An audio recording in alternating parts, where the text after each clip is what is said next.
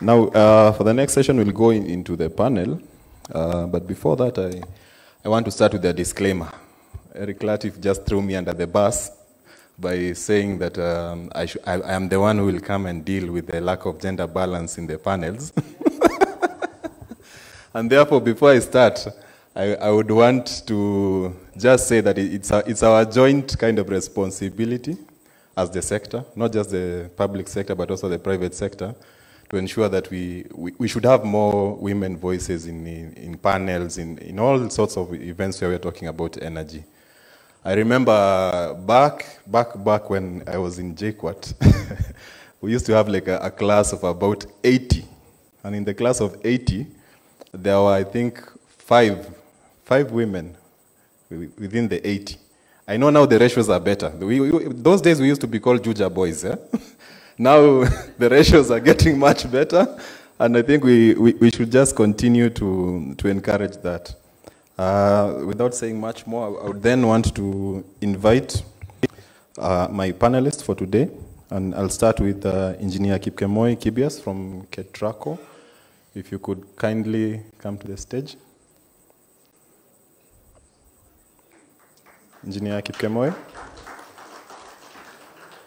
Okay, that's the representative from KETRACO.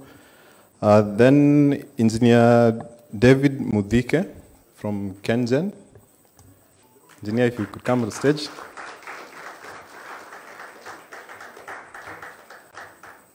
And then our host, and before I call our host, I have to give him a fine. When I was deciding what to wear today, so I had to come and moderate the panel, I remember there's one person in the sector who consistently has the 3 pieces. Huh? And I think Engineer Mudhike was in the same mind. But then we are here.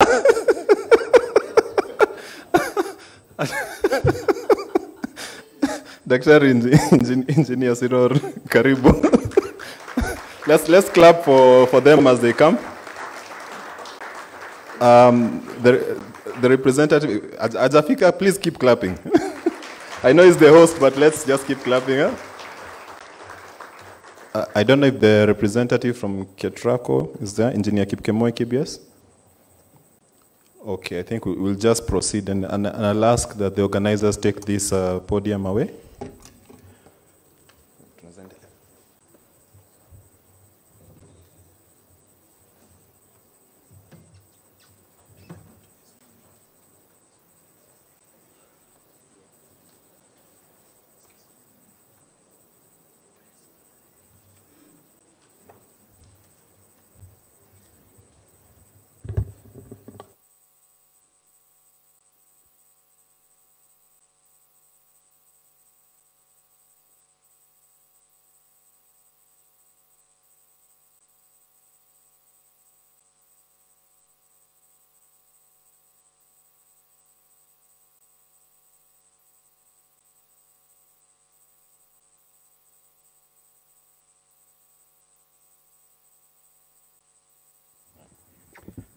I hope this is good. I want to start with a round of introductions. Maybe just, Dr. and Engineer, just tell us about your 2 organizations, what you are doing in terms of e-mobility. I know we've already seen quite a bit on the screens from the KPLC side, but we'd just like to hear from you on how KPLC sees e-mobility, the developments and the future, vis-a-vis KPLC's own strategy. And the same question for Engineer Mudhike, but on this time on behalf of KenGen. Dr.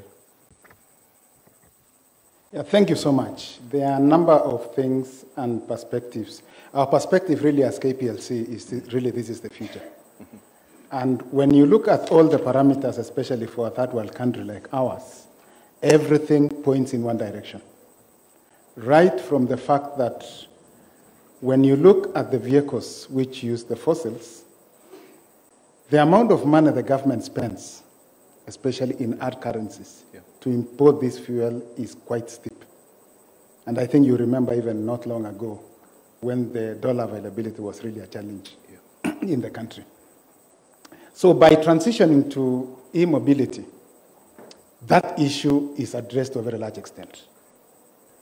On the issue again of even the costs, I think I want to ride on even what the peers did share in the previous session, where he indicated that when you look at the cost of running the fossil-fueled or fossil-driven vehicles, vis-a-vis e-mobility, you stand to save about 70%. And I think you're in a country, or rather we are in a country and indeed a region, where that penny means a lot, and especially where the larger population would really feel impacted so much if they can make even any little savings. So again, addressing the PESA Mfukoni, as even the PS did allude to, the amount of money that will remain for those who move in this particular path or trajectory stand to save a lot, which can mean a lot to their economy, a lot to their families, and even a lot to the quality of lives they are going to live. So looking at those two parameters, and then add on the fact that you can have situations in the world, and indeed there are parts in the world where they have embraced e-mobility.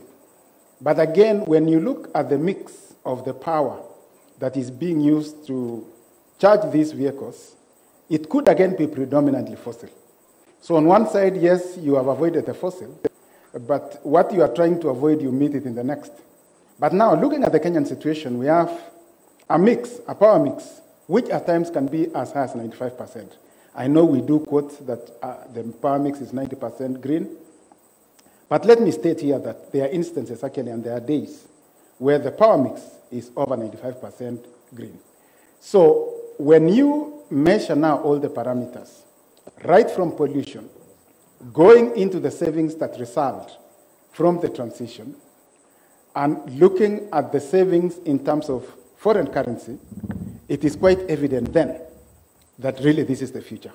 And as Kenya Power, being the one that is really providing, distributing and retailing of power, and providing that part of the infrastructure, we are most glad, and that's actually why, indeed, this is the second conference, to just demonstrate that we really believe in it, and in even demonstrating that, we have gone ahead to buy some double cabins and some saloon vehicles, which are actually based on this technology. So we see our role more as an enabler. But as was even alluded to by some of the guests who are speaking in the morning, one of the barriers that they do see is the rolling out of the infrastructure. And we did provide a list. In fact, in my speech, I did provide a list of the places where we are going to provide the infrastructure. But I still added a caveat that should it be such that the industry or the users would want a wider infrastructure than what we provided for, we are actually willing to work that journey together. So we are taking the lead to provide them in some of those places, so that if somebody was fearing that if I buy a vehicle and I'm based in one of these towns, is there hope that possibly that infrastructure is going to be available? And thus we have taken the lead to indicate what our plans are for this year. We have also shown what is our plan for next year and even the third year. But don't be surprised that possibly because of market demand and the trajectory that it will take, we might actually undertake all those places in 1 year. So the whole issue is really the market. What is it? We are willing to partner very strongly to provide all the support that is required. But yes, I know, and I think the chair guided me that we don't want to say we don't want to compete with the private sector. But yes, I think we are going to do both. We are going to be a facilitator to the private sector so that they can see us as a partner. But in the gaps where we notice that nobody is playing in that area, we are actually going to take the lead to provide that infrastructure. So we see ourselves playing a very key role in that particular aspect. And again, maybe going back to what does it impact on the general public, even those possibly who may not adopt the technology. My peers, and I don't know if it was in this forum where he did indicate that our peak demand is 2177 megawatts. Now, when you look at our transformation capacity, again, because that could be one of the issues that people will be interested in, our transformation capacity in the country is above 9,000. Actually, it could be approaching 10,000 megawatts. So that is to say the transformation capacity to support energy charging and all that, the infrastructure already in place is quite a lot. But that is not the end of it. We are also investing a lot to expand this infrastructure. We are spending a lot to revamp, to improve, to address, and we are working so closely together with KenGen as the generator and KETRACO, who is not here, but we can still cover even the scope that that is on the transmission front. So we are working together in concert as a sector to ensure that this particular move, which is indeed part of the great government agenda in bringing the cost of living down, enabling more people to move forward, that we really play our role. And in playing our role, we are willing to take that risk and even provide the leadership. Asante sana. Engineer Muthike. Good morning, ladies and gentlemen. My name is David Muthike, General Manager, Commercial Services at KenGen, and I'm here on behalf of my CEO, Engineer Peter Njenga, whom I'm representing. KenGen is a government parastatal. By definition, that 70% is government, but 30% is listed in the Nairobi Securities Exchange. That means we balance between the objectives of the private shareholders and the government as well. Number two, KenGen is also the main generator, pumping more than 60% of power in the grid. And most of that power from KenGen, 86 thereabout, is from green sources. So as a company, we have a strategy of investing in green sources, particularly in geothermal, to leverage on our indigenous gift that God has given us, the green source of geothermal in the Rift Valley. And driven by that element, and given my role as a commercial services general manager, one of my objectives is to lead the KenGen sustainability agenda. And that brings me to the issue of e-mobility and what KenGen has done and what KenGen looks forward to do. So way back in 2020, we started with a pilot as a company to understand the landscape of e-mobility. We put up 4 charging stations across our business areas, and we bought 4 vehicles, 2 pickups, heavy-duty pickups, JVAC, I think it's JVAC, and 2 SUVs. Over the years we operated them, I'm hearing 70% of savings, but per 100 kilometers, we have seen savings more than 300%. Okay? These are numbers that we would want to share, that as the fuel price goes up, and as much as the tariff is where it is, we have seen savings close to 300%. That now drives KenGen towards internal efficiencies, where we are looking forward to replacing all our vehicles into electric vehicles to capture both on climate change mitigation and also increasing our profitability in terms of cost savings. Going forward, we have seen a bit of opportunities within the e-mobility transition, and we end up planning to put up 30 charging stations across the country. But as challenges have been highlighted this morning, you know that there are challenges we do not understand very well, and therefore we have stepped back, and we are going forward with a proper feasibility study to see the entire EV transition landscape and the investment options that KenGen has. And that is our next step in terms of seeing how best the KenGen is going to commit resources in investing particularly in the charging infrastructure and looking into the billing technology that will be available for us to make sure at the end of the day, tuko na pesa mfukoni. Thank you. Asante sana, engineer. On the note of pesa mfukoni, Dr. Sirot, we've seen last year the introduction of the e-mobility tariff. I remember during the tariff review process, there was a huge clamor to have this tariff for the e-mobility side. From your point of view, how have you seen the uptake in terms of increased demand, or in another way, increased revenues to Kenya Power due to this ability to have more consumption during the night? How have you seen that develop? And do you think it's something that we can then put more impetus onto, and especially considering that the consumption itself is capped? Does it make sense for us to start thinking around expanding that, or what is your view? Yeah, thank you so much. Yeah, it is true that the tariff for e-mobility was introduced, and the main issue is really to provide, especially during the off-peak period, or rather a much lower tariff than the usual one that domestic users pay for. But yes, I think the uptake is good, but there have just been a few barriers which we've noted in terms of the challenges some of the users have been facing. For those, for example, who are living in leased houses or leased buildings, I think the challenge has been to be able to have a separate meter. Because for you to be able to enjoy that tariff, you need a separate meter, a separate smart meter, to measure the units that are consumed, and then it can actually define or know what time of the day the units were consumed so that the users can benefit from the tariff. But yes, you've mentioned a key issue about the capping at 15,000 units. I think there may be need to revisit this particular aspect so that at least more users can benefit, or rather that capping is reviewed in whichever way that would benefit. But the introduction of the tariff was more of an incentive that is to benefit the users.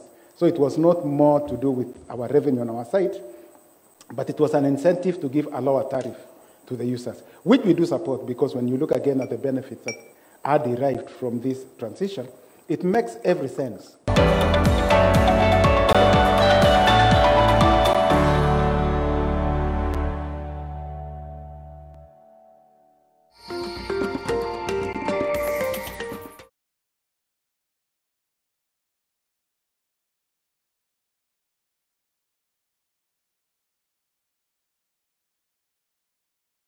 Have adequate number of meters to support, adequate number of smart meters. You would need smart meters to be able to enjoy that particular tariff, because as only smart meters can know what time of the day you used which units, and then of course you can be billed accordingly. So during the day, yes, it's half, and even at night it's half, but one really feels it so much at night when the base tariff is about 8 shillings. So of course, if you add the other things, it comes slightly more than that. So there is really a tariff that is so good. And again, the main issue why that tariff is provided at night, like we did allude to, is the fact that, yes, our peak demand, which falls between 6 and 7 p.m., no, rather, maybe around 7 to 8 p.m., would be in the order of 2,000, 2,000 plus, 2,100 plus. But when you approach midnight, it may drop back to 1,200 to even around 1,000. So you have a situation where there's a lot of capacity in the system, but that capacity is not being utilized. So that is really the area that we want to encourage. And that's again why even there is what is called time of use tariff, which is really targeted at the industry, which again allows them to even have 50% of the tariff.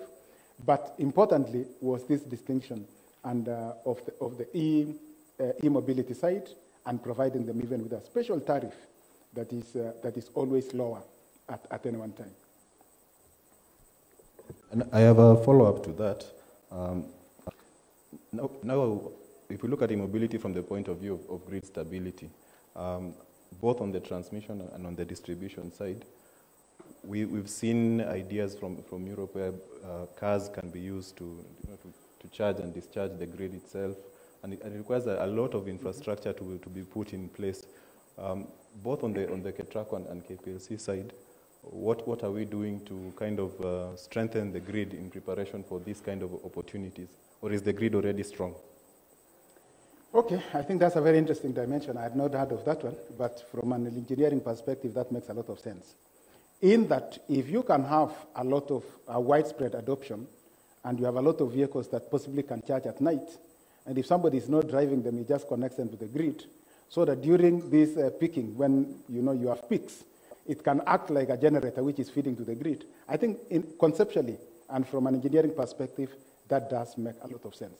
But definitely, it will only be felt when the uptake is high enough for the ampere hours, total ampere hours that is being provided by these vehicles, to be at a measure which can actually provide that stability. But when you talk about grid stability, one of the biggest challenges that has really, and that is what we are mitigating against, is intermittent sources. Power doesn't require intermittence.